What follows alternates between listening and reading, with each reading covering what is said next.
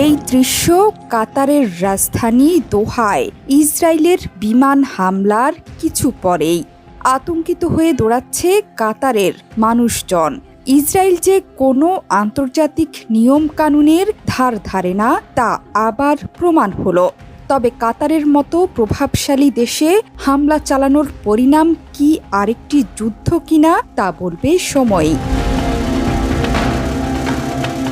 Israeli প্রতিরক্ষা বাহিনী IDF হামলার তথ্য নিশ্চিত করে বিবৃতি দিয়েছে, তবে তারা কাতারের নাম উল্লেখ করেনি।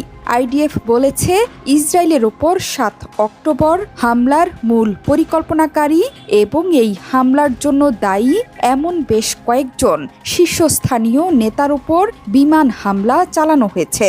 এসব নেতা বেশ কয়েক বছর ধরে সন্ত্রাসী কর্মকাণ্ডের সাথে জড়িত ছিলেন এবং ইসরায়েলের বিরুদ্ধে চলমান যুদ্ধের নেতৃত্ব দিয়ে আসছিলেন।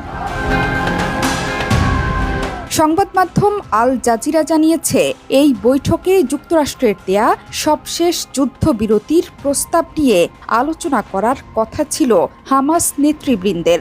দখলদার ইসরায়েলের হামলার নিন্দা জানিয়ে কাতারের পররাষ্ট্র মন্ত্রণালয়ের মুখপাত্র মাজেদ আল আনসারি বলেছেন, হামাসের রাজনৈতিক শাখার কয়েকজন সদস্যকে লক্ষ্য করে আবাসিক ভবনে চালানো হয়েছে হামলা।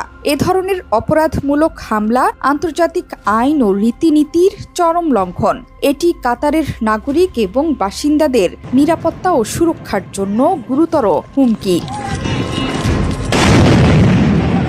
তিনি আরও বলেন, ইসরায়েলের এই ধরনের বেপরোয়া আচরণ এবং আঞ্চলিক নিরাপত্তা নিয়ে তাদের ধারাবাহিক ছিনিমিনি খেলা কোনোভাবেই সহ্য করা হবে না।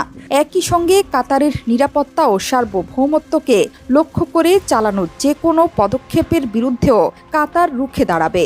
সর্বোচ্চ পর্যায়ে তদন্ত চলছে এবং বিস্তারিত তথ্য পাওয়া গেলে তা দ্রুত জানানো হবে। জোহরা চৌধুরী সেতু, ৭১।